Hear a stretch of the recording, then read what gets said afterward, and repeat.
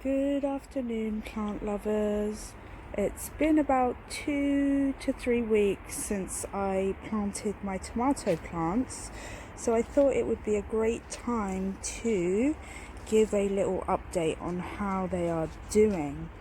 Okay, there they are. I only planted 2, and I would say in that time they've grown so much, but let's take a closer look and see what's been happening. Whoops. Okay, so here's the first plant, and this was the plant that I showed you initially had a little tomato on it, but since then it's got, I think, quite a few tomatoes. So we've got this one, okay, and then if we look a bit further down, I did start to panic with this plant because the original tomato, if I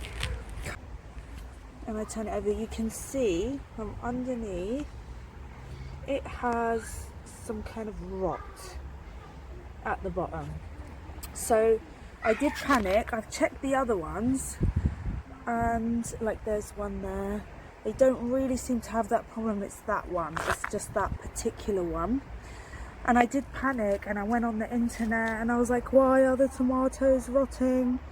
And it appears that it's called something called blossom end rot.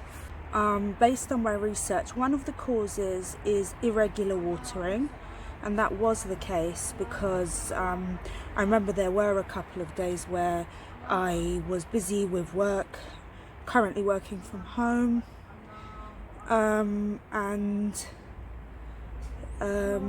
so I did forget to water it. And then the other issue is calcium deficiency. Can't speak. Calcium deficiency. So what I did, I purchased this, which is calcium nitrate. Okay, it is granular, and you basically mix it up with water. It's got a little scoop in there, and then you feed it to the tomato plant. So I have since given it a dose of that. So if it was due to any kind of calcium deficiency, hopefully that would have solved that problem. And since my first video, where I was a complete newbie to tomatoes, I have learned a lot. And thanks to the wonderful YouTube community, they have taught me a lot about looking after tomato plants. So that's my neighbour. She always talks so much in the garden on the phone. So one of the things was around the suckers, which come out between the main stem and a side stem. So a sucker would normally poke out there, and I was advised to remove them because they suck the energy away from the plant and will impact its ability to make fruit. So I pulled it out, and one of the good things I did was root it in water, and I think I've got a new tomato plant forming. Let me show you the roots. So that is been rooted approximately maybe 1 to 2 weeks, and it's got roots. So what I'm going to do, I'm going to pot that up and I'm going to give it to my mum because I'm sure she'll have fun growing tomato plants, or a tomato plant. So essentially I've got myself a free tomato plant. Let me put that back in there. So I will be potting that up. What I would say is that I did put initially 4 suckers in the water, and only one so far has rooted that well. So that's that. And then if we go to the second one, we see there's lots of flowers on the plant, and there is some fruit.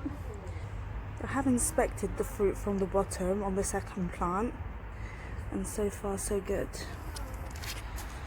Another tip that I learned from the YouTube community, which I've been implementing, gardening community, is that when you are watering your tomato plants, you shouldn't splash the water all over, like from the top all over the leaves, because that can create disease.